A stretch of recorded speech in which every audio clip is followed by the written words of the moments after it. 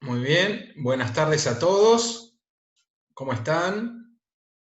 Buenas ¿Todo bien? tardes. ¿Arrancando la semana? Se te escucha bien, Silvia, no te preocupes. Y cualquier cosa, si se escucha mal, está Cristian que puede Bien, continuar, no te gracias. das problema.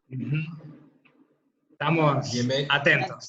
Estamos atentos porque estamos con un Bueno, problemita de gracias. micrófono de Silvia, así que tenemos plan B también para continuar la presentación. Bienvenidos a todos. Hoy tenemos las enfermedades crónicas no transmisibles, un tema muy interesante que va a desarrollar Silvia.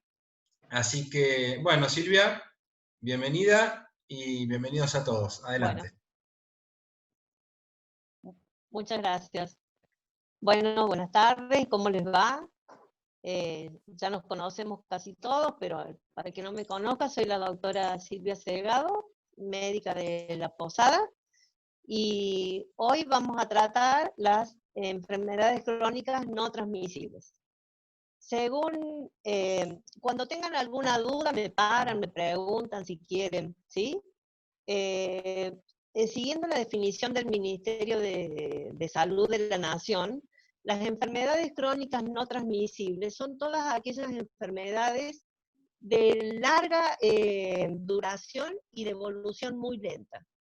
Estas enfermedades representan una verdadera epidemia que va en aumento debido a que la gente envejece más tarde y a los modos de vida que acentúan el sedentarismo y las malas condiciones de la alimentación. Para que nos quede bien claro, vamos a hacer un pequeño resumen de lo que serían en sí las enfermedades crónicas. Como les dije, eran de larga duración, de lenta evolución y representan una epidemia. Este es un tema que está muy nombrado en estos últimos días, por eso quería detenerme un poco. Bueno, en esto que venía diciendo Silvia, bueno, las enfermedades crónicas no transmisibles son una de las principales causas de muerte a nivel mundial y tienen esta característica que son enfermedades de larga evolución. La evolución suele ser lenta, de hecho pueden pasar incluso meses o hasta años hasta que uno descubra que tiene alguna de estas enfermedades y representan una epidemia. Ahora que está tan de moda estos conceptos de epidemia, esto quiere decir que en todos los países del mundo tenemos este tipo de presentaciones. Bueno, hay algunos promotores de estas enfermedades. Esos promotores son, bueno, el modo de vida actual. Cuando ponemos modo de vida actual, es todo esto que tratamos de ir combatiendo o enseñando en el curso. Es decir, todas estas cosas que hacen que desencadenemos en enfermedades como el sedentarismo y la mala alimentación, que es una de las bases de este tipo de enfermedades. El hecho de que la expectativa de vida haya aumentado, esto de que vivir más por ahí nos puede parecer algo bueno, en realidad no deja de ser bueno, pero trae aparejado que tenemos más tiempo de vida para hacer enfermedades o que aparezcan enfermedades las cuales queremos evitar o combatir.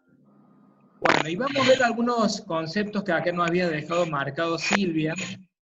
El primero es el endemia, que es la presencia de una enfermedad o un agente en una zona geográfica determinada. Ahí sale una vinchuca, porque nuestro país, una endemia típica que tenemos es el Chagas. Es esto de la endemia, con la presentación en sí. A ver si me deja. No tengo que tener las miniaturas sí o sí. Bueno, estamos hablando de que había algunos promotores que son los que hacen que aparezca la enfermedad. Y acá estamos hablando de lo que son las endemias. Las endemias son esto de tener enfermedades locales. Es una enfermedad que se transmite constantemente dentro de una comunidad. Dentro de las enfermedades locales, nosotros tenemos al Chagas como una de las principales. Fíjense que cuando hablamos de endemia, no significa poquitos casos. De hecho, tenemos en nuestro país 3 millones de chagásicos, pero sí significa que está en una localidad determinada. Es decir, que si uno se va, por ejemplo, a un país del norte o de Europa, es muy probable que no tengamos chagas endémicos como tenemos en nuestro país. Así que endemia es algo totalmente local. ¿Qué es una epidemia? La epidemia es cuando una enfermedad ataca ya a un mayor número de personas en un mismo lugar durante un tiempo determinado, pero son más casos que lo esperado. Entonces, por ejemplo, hace muy poquito nosotros tuvimos un brote de sarampión. ¿Y por qué pongo esto de ejemplo? Porque en realidad hubo muchísimo menos casos de lo que tenemos de Chagas. Pero ¿qué pasa? Que fue un brote no esperado. Tuvimos muchos más casos en Argentina, vuelvo a lo mismo, es un lugar determinado, que hizo que ampliara mucho la cantidad de casos. Pero esto también lo podemos tener a nivel global y ahí empezamos a hablar de las epidemias. Las epidemias son enfermedades que ya están en prácticamente todos los países del mundo o afectan a casi la totalidad de individuos de una misma región. Dentro de las epidemias tenemos ahora la del coronavirus. ¿Y por qué es algo que es de importancia? Porque justamente trasciende todas las fronteras. Pero fíjense que el coronavirus queda chiquitito, chiquitito al lado de las enfermedades crónicas no transmisibles, al lado de la hipertensión, al lado de la diabetes, al lado de las enfermedades renales. Son muy poquitos casos porque en el mundo la obesidad y este tipo de enfermedades son muchísimos más frecuentes. Y son realmente pandemias, están en todos los países del mundo. ¿Cuáles son estas enfermedades para que las tengamos bien claras? Acá tenemos las principales. Tenemos la diabetes, las enfermedades cardiovasculares, ahí entra la hipertensión como una de las principales, pero todas las afecciones de nuestras arterias entran acá. El cáncer, que también es una pandemia global. Las enfermedades respiratorias, ahí tenemos principalmente las enfermedades pulmonares obstructivas crónicas, las EPOC. Dentro de eso, la bronquitis crónica y el asma son enfermedades de este tipo. Y las enfermedades renales. Todo este tipo de enfermedades constituyen algunas de las principales enfermedades crónicas no transmisibles. ¿Y por qué decimos que son enfermedades crónicas no transmisibles? Porque uno las puede adquirir con hábitos de vida. Es decir, si yo empiezo a comer muy mal, como con mucha sal, y todo lo demás que veníamos diciendo, no descansar lo suficiente en las otras charlas, yo puedo adquirir una de estas enfermedades sin que nadie me la haya transmitido o sin tener factores genéticos.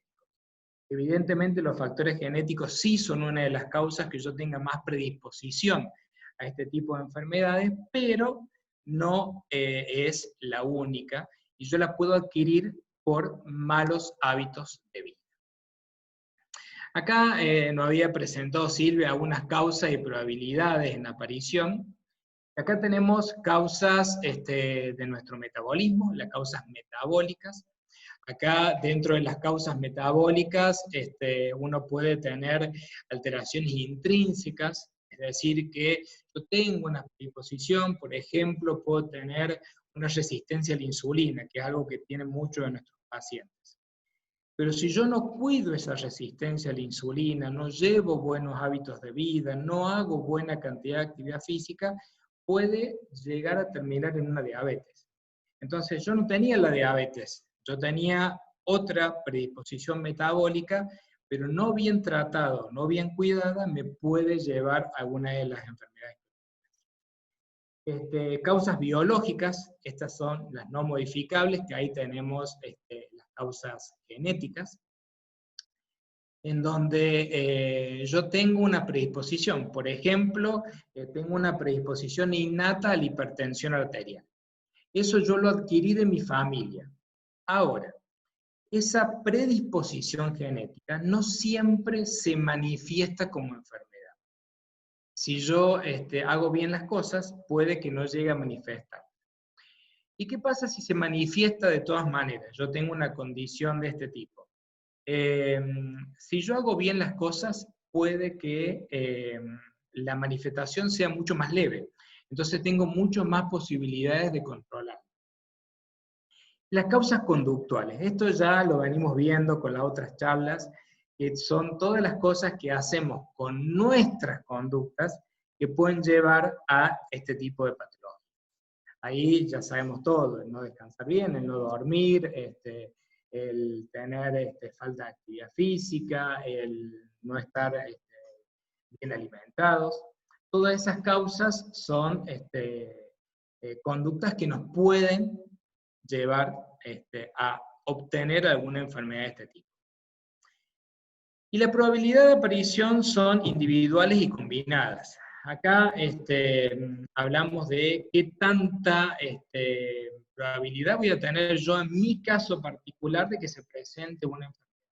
Bueno, si yo tengo en mi familia pacientes hipertensos, diabéticos, obesos, y encima mis conductas no acompañan, obviamente que esa probabilidad de aparición va a ser mucho más frecuente que en aquellas personas que también tienen en su familia, que tienen pacientes hipertensos u obesos, pero que ya conociendo esos factores hicieron algo para evitar la aparición.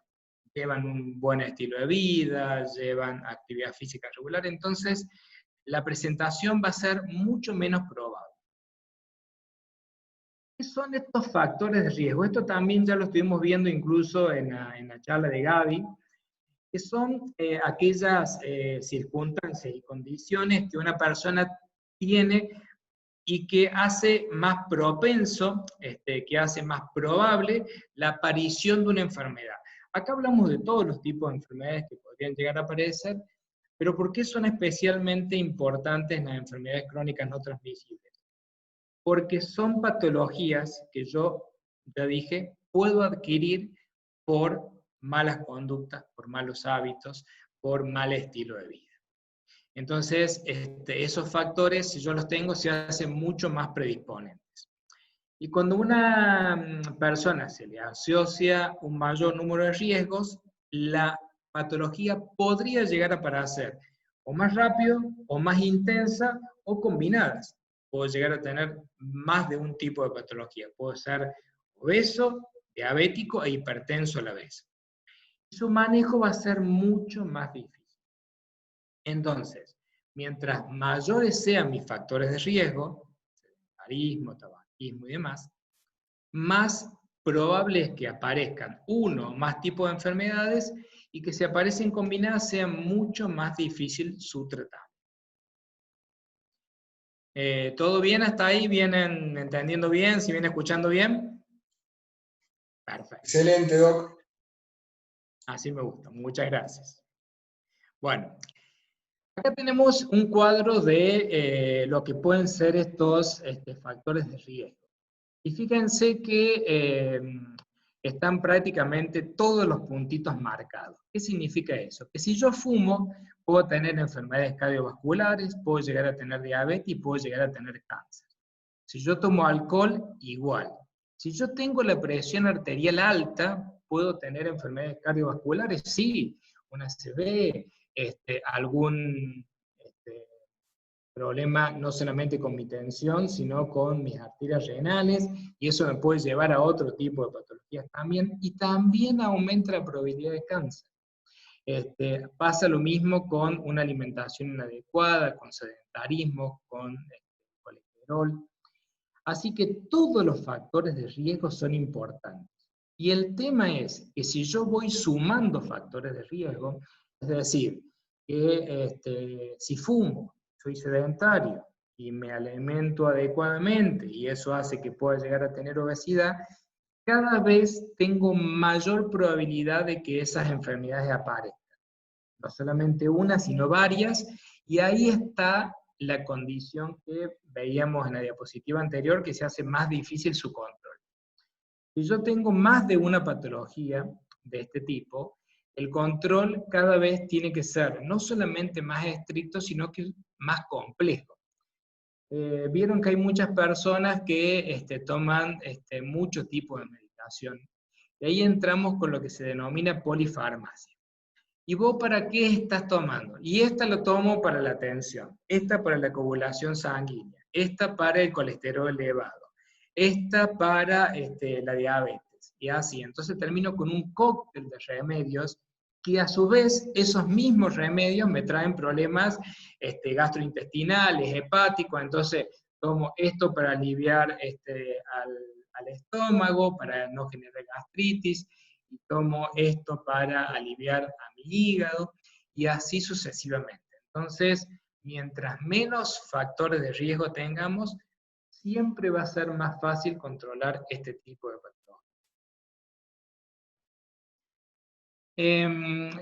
¿Qué características conductuales comunes tienen esto? Esto que hacen que nuestra conducta pueda favorecer este tipo de patologías. Bueno, el tabaquismo, la mala alimentación, la falta de actividad física y el consumo excesivo de alcohol son todos estímulos negativos. Entonces, cualquiera de estos estímulos negativos, sumado a cualquier otro factor de riesgo, por ejemplo, hereditario, va a ser mucho más frecuente que yo tenga alguna patología de este tipo. Y fíjense que, por ejemplo, si yo fumo, ¿cuál sería una estrategia? Simplemente dejar de fumar.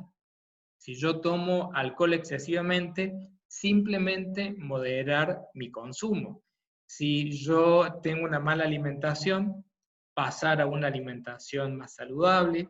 Y si no hago actividad física, simplemente hacer actividad física. Es decir, todas estas conductas que son tan negativas se pueden fácilmente transformar en conductas positivas haciendo pequeños cambios, y es lo que siempre intentamos inculcar en este curso. Dentro de los cambios metabólicos y la predisposición genética, estos cambios que aumentan el riesgo de patologías, tenemos que el aumento de la tensión arterial es causa número 1 de muerte a nivel mundial. Casi el 20% de todas las muertes a nivel mundial son por problemas relacionados con la tensión arterial y que terminan alterando nuestras arterias. Esto, vuelvo a decir, al lado de todas las muertes, el coronavirus y todo lo que se está hablando ahora, las causas de muerte por tensión arterial son infinitamente mayores a nivel mundial. ¿Y eso cómo lo podemos controlar? Con una de las cosas que ya había hablado yo en la primera charla. Con el solo hecho de ir a controlarme la tensión arterial de forma regular, ya no solamente la puedo controlar, sino que la puedo prevenir. Es decir, sabiendo que mi tensión, por ejemplo, empieza a elevarse, empieza a llegar a los límites superiores, yo ya puedo empezar con cambios en mi conducta, por más que tenga los factores genéticos. Y en el caso de que yo no logre modificarlo con factores ambientales, si yo me empiezo a medicar a tiempo, tengo lo que llamamos hipertensión arterial controlada. Es decir, tengo la patología, pero no tengo los síntomas que me va a dar la patología si mi tensión arterial está en los niveles que corresponden. Así que estos cambios tan simples pero tan importantes hacen que uno pueda compartir todas estas causas. Y vamos a, esto digamos que era la primera causa, vamos al resto de las causas, que está como segunda causa de muerte, el sobrepeso y la obesidad. Esto también es una pandemia, no hay ningún país del mundo que no tenga algún obeso, por eso es una de las pandemias más generalizadas, y a su vez no hay ningún país del mundo que en los últimos 30 años haya logrado descender de forma no solamente eficiente, sino sostenida sus niveles de obesidad. Es decir, que la obesidad cada vez es más común, más frecuente y más amplia a nivel mundial.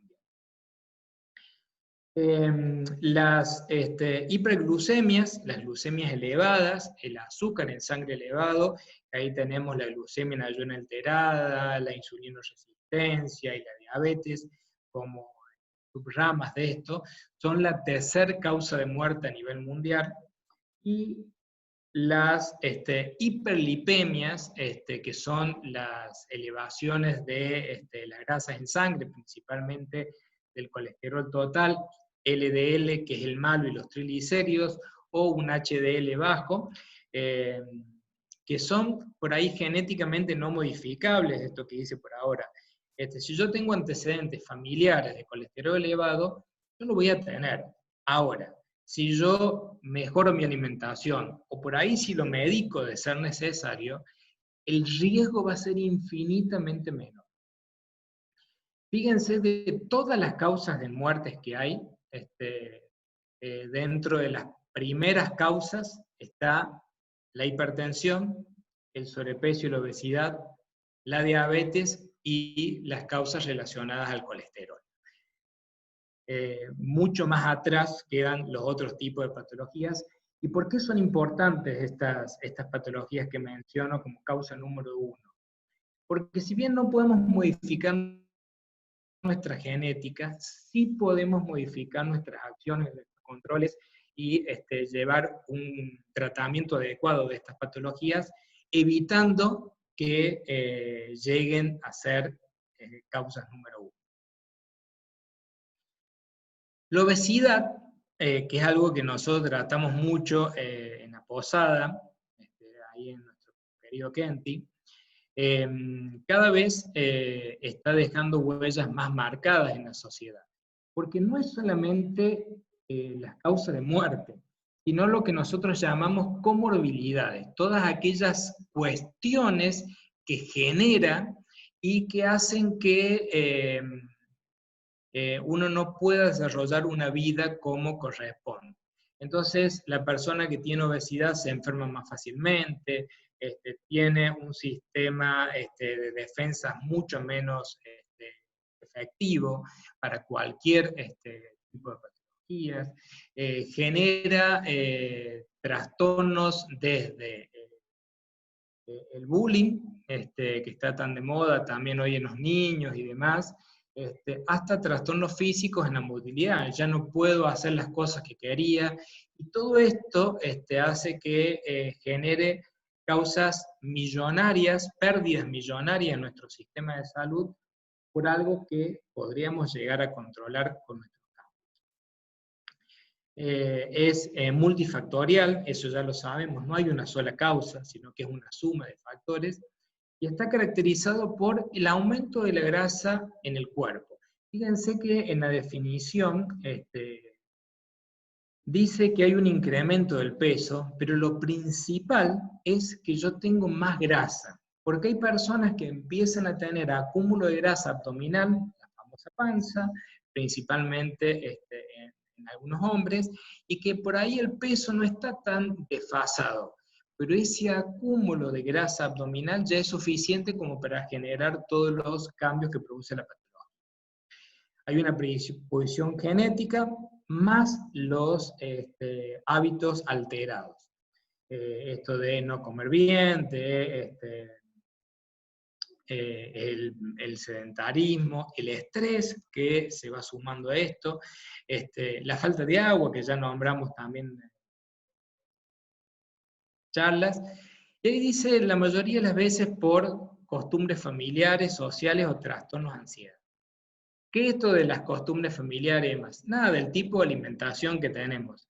Una de las cosas que yo siempre suelo decir, que muchas veces las enfermedades de este tipo tienen cuestiones muy arraigadas a nivel familiar. Uno se junta y ¿a qué nos juntamos? Nos juntamos a comer. Resulta que en nuestro país, por ejemplo, en diciembre con 30 grados de calor y demás, nuestra alimentación es hipercalórica. La piñada, el mantecol, el pan dulce, y eso es una costumbre que podríamos cambiar fácilmente, pero se va dando como una tradición. Y eso hace que muchas veces también en los niños tengamos por costumbre alimentaciones hipercalóricas que terminan dando este trastorno. Esto de empezar a pensar desde la infancia es muy importante porque es más fácil tratar los cambios a esa edad. ¿Y qué mecanismos tenemos? Bueno, esto de comer más calorías de la que nuestro cuerpo necesita. Ahí no solamente de lo que el cuerpo gasta, porque uno puede gastar de muchas maneras, pero generalmente ni siquiera tenemos que buscar gastar las calorías, tenemos que tratar de no consumir más calorías de las que realmente necesitamos. El consumo de grasas de origen animal, aceites, mantecas vegetales ricas en grasas saturadas, este tipo de grasas de mala calidad, que llamamos, o la combinación con hidratos de carbono, las famosas carbograsas, que ya también nos nombró algo Sandra en su charla, es de las cosas que llevan a tener la obesidad y menor actividad física.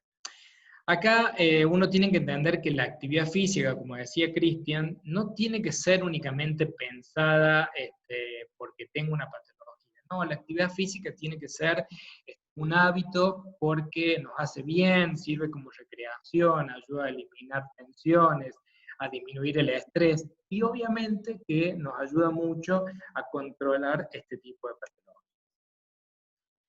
Hay zonas típicas en donde se acumula la grasa, pero el acúmulo abdominal, el acúmulo de la panza, es un riesgo en sí mismo. Entonces, todos los tipos de acúmulo de grasa tienen sus consecuencias, pero si veo que mi circunferencia abdominal va aumentando, eso tengo que ponerlo más en foco. No para hacer, por ejemplo, más abdominales. Hay un mito de que, bueno, que si tengo grasa en la panza, bueno, tengo que hacer abdominales. No, tengo que hacer actividad física general, pero sí para hacer una consulta y ver qué factores puedo empezar a cambiar de mi vida para evitar el acúmulo abdominal. Después, Belén, en su charla, sobre la parte nutricional de las enfermedades crónicas no transmisibles, nos va a ampliar mucho más estos tipos de cosas. Acá volvemos a la actividad física, que bueno, primero sabemos que son diametralmente opuestas al sedentarismo, pero en el adulto dice recomendados 15 minutos y media hora de actividad física por día, y sumar cantidad de movimiento diario. Ahí yo estoy seguro que el profe Cristian nos va a decir que no nos pongamos en contar paso o en decir, bueno, tengo que hacer tantos minutos, sino más bien qué intensidad le voy a poner, con qué frecuencia la voy a hacer y con qué disfrute también. La mejor actividad física es la que nos gusta. Entonces, tratar de tener nuestros momentos de ocio, nuestros momentos de esparcimiento, nuestros momentos de liberación con la actividad física es muy importante, más que ponernos estas metas estrictas de no, tengo que hacer la media hora por día, todos los días, sino cómo la voy a hacer, de qué manera, en qué situaciones. Y acá también tenemos esto de que nos sirven para muchas cosas, el tema de la actividad. Disminuir el uso excesivo de dispositivos electrónicos es fundamental. Estamos muy atados a la tecnología, a la televisión, computadores y demás.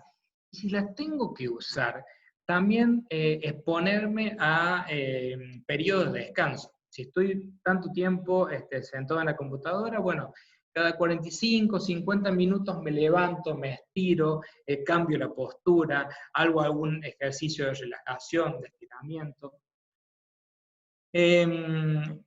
Los avances tecnológicos facilitan nuestras tareas diarias, pero dice, por ejemplo, el uso de la bici o caminar antes que el auto. Nosotros tenemos muchos casos conocidos en donde las personas, bueno, tienen que ir a 2 cuadras a comprar algo y van en el auto. Bueno, ahí es donde tengo que empezar a cambiar mi conducta. Ya voy a pensar en no ir en el auto, voy caminando, uso la bici, o dejar de tomar el ascensor para subir por las escaleras. Son cosas mínimas, pero que en mi cabeza van generando ese cambio de pasar de sedentarismo a la actividad. Bueno, esto del tiempo, del espacio dedicado a la recreación en todos los ámbitos, justamente para el tema de estrés, ansiedad, despeje, y lugares seguros de recreación en nuestra comunidad. Esto de los lugares seguros, pues cada vez se hace más difícil, bueno, por dónde voy a caminar, a qué hora voy a caminar, pero tenemos que tratar de buscar aquellas acciones que me van a servir como actividad física y a su vez me brinden esto de la seguridad. Y tenemos un tema también importante con las adicciones. Acá ya habíamos dicho que tanto el tabaquismo como el consumo excesivo de alcohol pueden llegar a terminar en una adicción, son factores de riesgo. Y a eso se le suman las drogas. ¿Qué tipo de drogas? Todos los estupefacientes que se imaginen.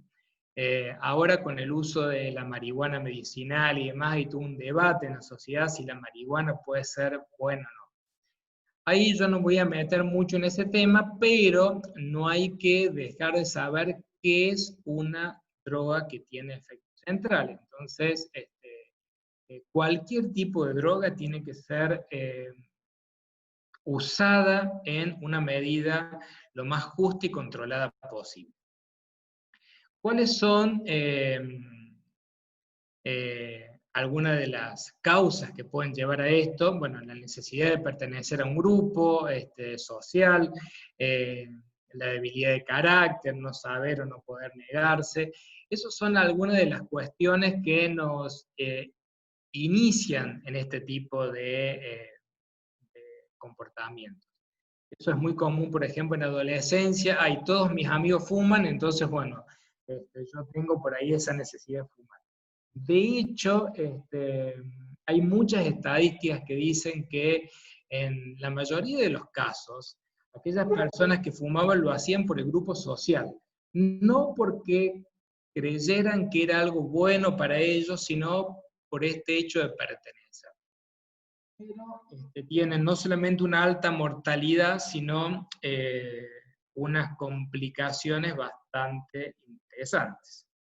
¿Pero qué puedo hacer en estos casos? Bueno, puedo informarme apropiadamente, puedo buscar apoyo profesional para un plan de trabajo. Nosotros tenemos de por sí en la Posada un plan antitabaco que nos ha dado muy buen resultado, pero no tiene que ser una excusa tampoco, y todas estas conductas se pueden modificar, absolutamente todas, de la más chiquita hasta la más grande. ¿Cómo puedo prevenir estas enfermedades? Bueno, la prevención es lo que ya dijimos hasta acá. Evitar el tabaco, evitar la mala alimentación, evitar el sedentarismo, evitar el consumo excesivo de alcohol, es decir, todas aquellas actividades que me ponen en riesgo, con solo hecho de dejarlas de hacer, ya hacen que pueda controlar o prevenir este tipo de cosas. ¿Qué dice la OMS al respecto? Ahora que también está tan cuestionada en algunos aspectos de la Organización Mundial de la Salud, pero que realmente tiene lineamientos que si se siguieran, todo sería mucho mejor. Dice, la salud se crea y se vive en el marco de la vida cotidiana. Centros de enseñanza, trabajo, recreo, hogar.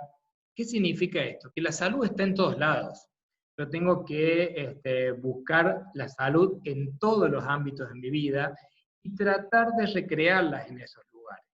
Si yo tengo un trabajo muy estresante, bueno, tengo que buscar la forma de que mi trabajo sea estresante. Si tengo un hogar, que eso lo habló bien Sandra, que no es un ámbito seguro para mi alimentación, bueno, ya saben en el grupo que a mí me gusta mucho el helado, por ejemplo, entonces, bueno, yo suelo tener helado guardado, entonces las chicas que me dicen, no, un ambiente seguro sería no tener el helado guardado, y si yo quiero darme un gusto, caminar hasta la heladería, comprarme el helado en la medida justa, y ahí tengo ya un control de ese ambiente. Entonces, la salud está en todos lados. Y es el resultado de los cuidados que uno dispensa a sí mismo y a los demás. Entonces, en la familia, en el ambiente y demás, lo tengo que tener sumamente controlado. Desde ese tipo de... Y dentro de los estilos saludables, esto que ya venimos hablando harto ahora, el mantenernos sanos con la alimentación, la actividad física, son cosas que son la base de este estilo de vida saludable. Y ahí tenemos algunas cosas puntuales. Mantener un peso adecuado, que mi índice de masa corporal, mi relación entre peso y la talla, tengan una concordancia con mi estado corporal y de salud. Dormir lo suficiente, un buen descanso, que mi sueño no sea entrecortado, que sea relajante, que sea reparador, que al día siguiente cuando yo me levanto digo, bueno, sí, dormí bien. Tener una higiene adecuada, eso también es más que importante, desde la salud dental, por ejemplo, hasta la parte corporal.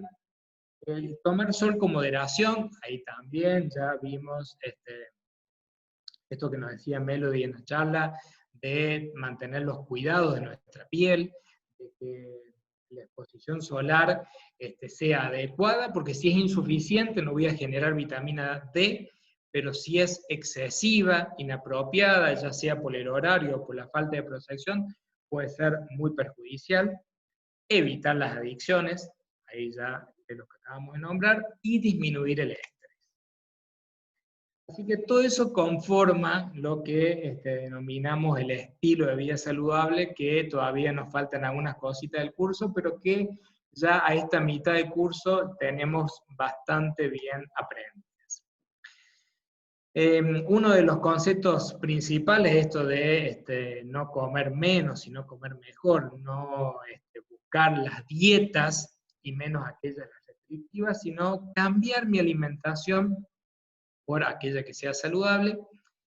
Y volvemos a algo que dijimos con el tema de la obesidad, de empezar con los buenos hábitos en la infancia. Y ahí también esto de generar un ambiente seguro, los que tenemos hijos o aquellos que tienen nietos, tratar de buscar un ambiente seguro para toda la familia, pero principalmente empezar en la infancia.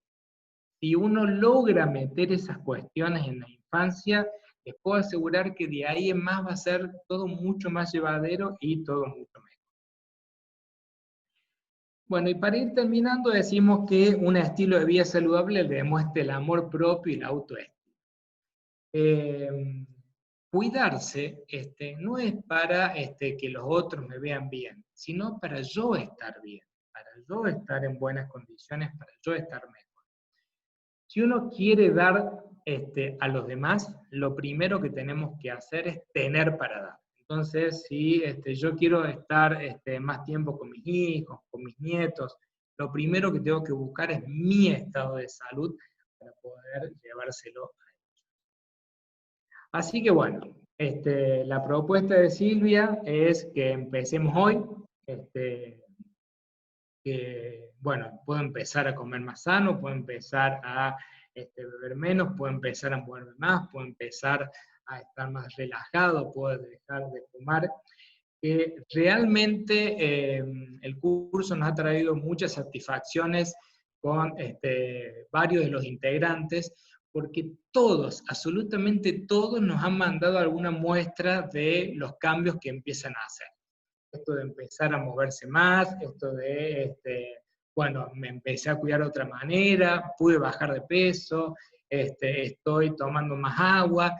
Todas esas cosas hacen que cada vez estemos más sanos, estemos en mejores condiciones y que estemos aplicando este curso de vida saludable. Así que, bueno, muchas gracias por la atención, muchas gracias por estar acá nuevamente, y bueno, vamos a las preguntas, y bueno, no sé, Cristian, Silvia, si tiene algún comentario también que nos pueda llegar. Sí, decime, Cristian, Miguel. muy buena la charla, muchas gracias Silvia también por haber preparado la presentación y Cristian por haberla dado. Quisiera sumar una reflexión. En una de las, al comienzo de la presentación, donde mostrabas todas las enfermedades que dabas como ejemplo, donde estaba la hipertensión, la diabetes, el cáncer y no recuerdo qué otra más, y diste como ejemplo la hipertensión que causaba casi el 20% de las muertes en el mundo. Sí. Digo, sumando todas las otras, ¿no? La diabetes, la obesidad, el cáncer y demás, estamos hablando de un porcentaje muy alto de causas de muerte, ¿no? Sí. Lo cual hace que todo eso sea muy importante. Y lo que me resulta paradójico es que la forma de prevenirlo es comer sano, hacer actividad física y controlar el estrés. 3 ítems que por sí solos parecieran ser muy simples. Y la pregunta que te hago es por qué es tan difícil, que está el ejemplo, son esos porcentajes, ¿no? ¿Dónde está el punto que uno no puede entender en este tema? Bueno, ahí, así como decíamos que las causas son multifactoriales, la respuesta también es múltiple. Uno dice, bueno, comer sano. Desde el eslogan es algo simple y hasta uno lo podría poner como algo fácil, pero si uno tiene en cuenta los estímulos que tenemos a diario, se calcula que a nivel mundial se produce el doble de alimentos de lo que uno necesita por día por persona. Entonces, esto de tener alimentos mucho más calóricos, mucho más procesados, la comodidad, es mucho más fácil ir a comprar una comida hecha en 5 minutos que hacer algo más sano. Esto del estrés. Nuestro mismo estilo de vida, que es lo que decíamos al principio, es lo que nos está llevando a que cada vez nuestro nivel de estrés no sea menor, sino que sea mayor. Cada vez estamos corriendo para alcanzar no sabemos qué. De hecho, hay una frase que dice, espero alguna vez llegar para ver qué es lo que estoy persiguiendo, porque cada vez estamos más acelerados sin saber por qué, empezamos a dormir mal y demás.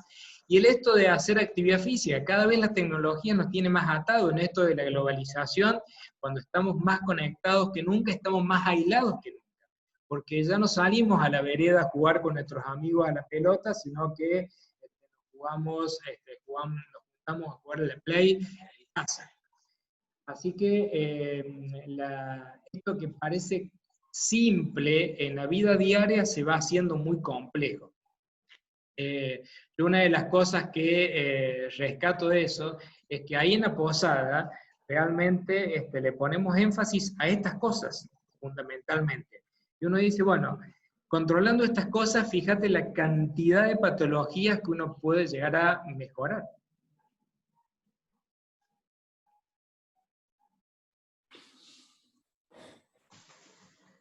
Gracias, ¿Alguna Cristian. otra? Pero por favor, ¿alguna otra consulta? Cristian, Sí. yo quería hacerte una pregunta en virtud de que yo he logrado últimamente en tomar una cantidad de agua que está entre 1,5 litros y 2 litros por día, más o menos. Casi tantas aguas como las manzanas. Eso ya quedó histórico.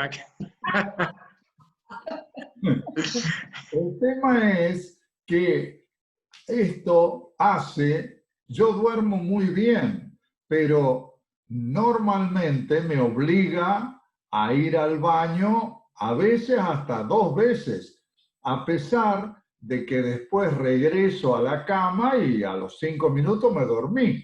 Pero esto que vos decías recién, de un dormir, yo no lo he logrado por esa razón. Bueno, muy buena pregunta, Edu.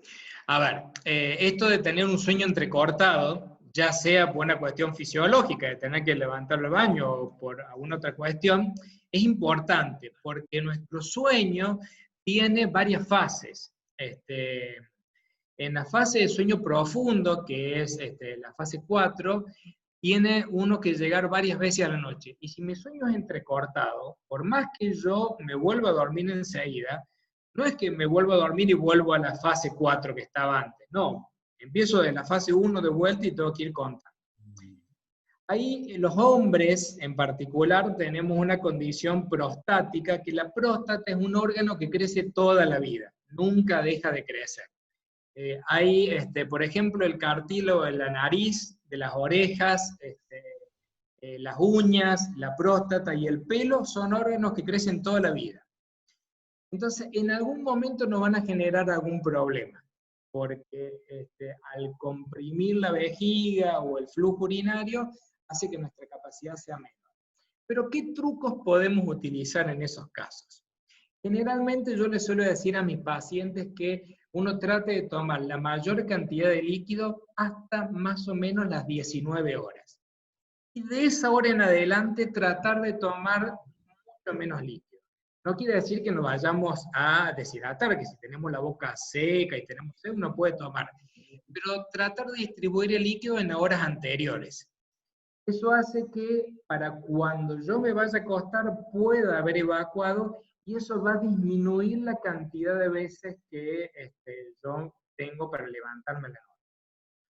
Y lo otro que podemos hacer es esto de la actividad física. La actividad física sirve como un drenaje natural, porque muchas veces cuando no hacemos actividad física y nos recostamos, el líquido que está acumulado en nuestras piernas y se empieza a reabsorber, se filtra a nivel renal, llena nuestra vejiga y hace que nos levantemos. Entonces, hacer actividad física y tratar de tomar líquido hasta las 19 horas, y de ahí mucho menos, uno de los consejos para este tipo de cosas. El tema me parece bárbaro, es algo que yo no venía haciendo, y la actividad física yo la hago a las 7:30, 8 de la mañana.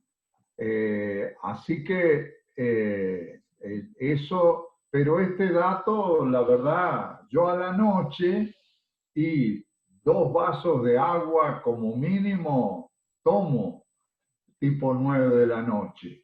Claro, bueno, eso es lo que hay que tratar de no tomar menos agua, sino que ajustarla a los horarios anteriores.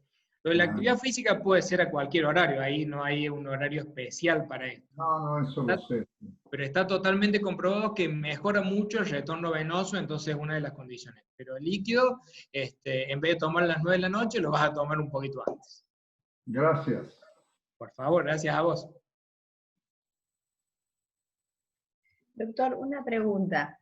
Cuando hablábamos hoy, cuando hoy hablamos de medicación y de las personas que tienen que tomar mucha medicación, ya existiendo la patología y habiendo hecho, digamos, todo médicamente, todo lo que los médicos dicen, y bueno, y llegar al momento en que sí o sí hay que tomar la medicación, la única manera de resolverlo sería esta: comenzar con la vida saludable, la actividad física y demás. Lógicamente que hay en determinados casos hay medicaciones que es volver hacia atrás. Sí, de hecho, a ver, si bien por el momento enfermedades como la hipertensión y la diabetes se consideran tratables, pero no curables, una vez que a mí me diagnostican la hipertensión, por el momento no se considera que me vaya a curar.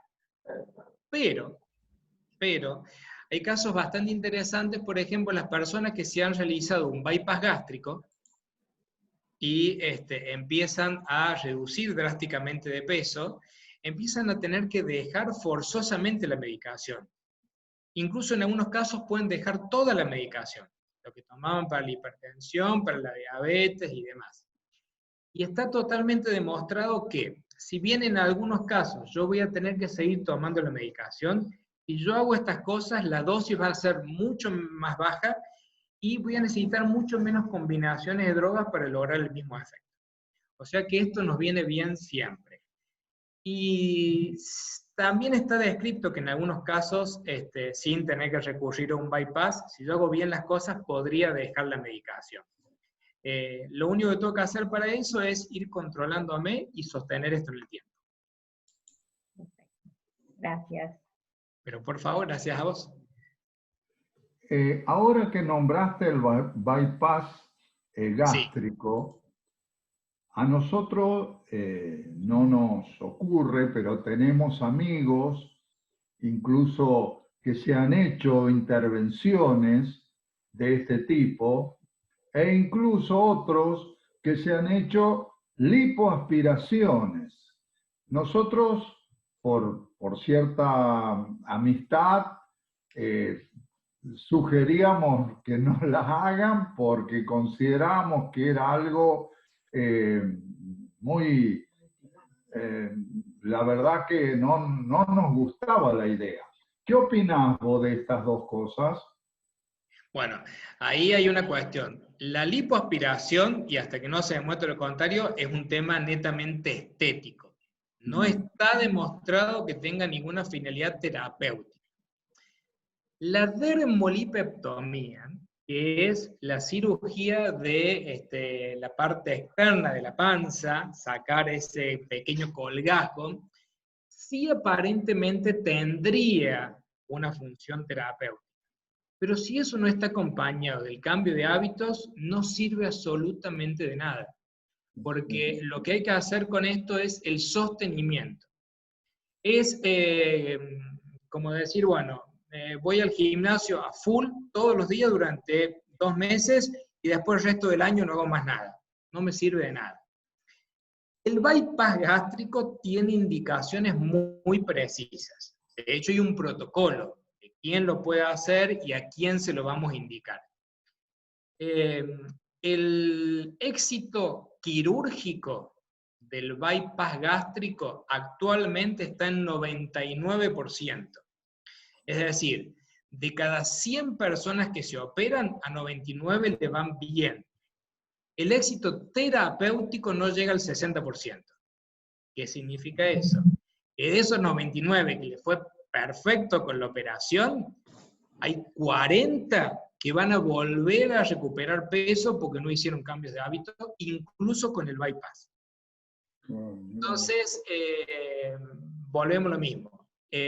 Si yo lo tengo indicado, la dermolipectomía queda afuera, pero si el bypass gástrico yo lo tengo indicado, no tuve éxito con otros métodos y hago una buena preparación, lo puedo hacer perfectamente. Si no hice una buena preparación, ni lo intento, y hay cuestiones, por ejemplo, el balón gástrico, que tiene un porcentaje de éxito sumamente bajo, o sea, porque no cambiamos en nada el hábito de la persona. No cambiemos el hábito de la persona, nadie lo va a poder sostener. El que sí hizo el bypass y el que no se lo hizo tampoco. Muchas gracias. Por favor.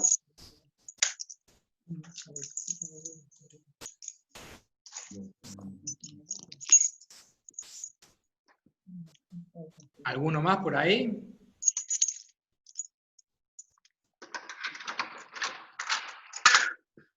Bueno, Cristian, si no hay más preguntas, cualquier cosa seguimos por el grupo de WhatsApp. Cualquier cosa por el chat. Nos estamos viendo el miércoles entonces. Hay una pregunta más, Eduardo dice. Una más, Eduardo. Lo que figura ahí de feliz cumpleaños, ¿es tuyo eso?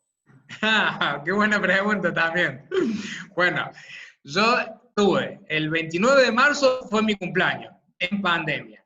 Y ahora, el 16 de mayo cumplió 15 mi hija mayor, y este que tenemos acá es ahora del 5 de junio de mi hija menor que cumplió 11. Todo dentro de la cuarentena, así que le tuvimos que poner onda en casa. Bueno, felicitaciones. Muchas gracias, muchas gracias. Bueno, nos vemos el miércoles entonces. Gracias a todos. Hasta luego. Muchas gracias. Nos vemos. Gracias. Chau, chau.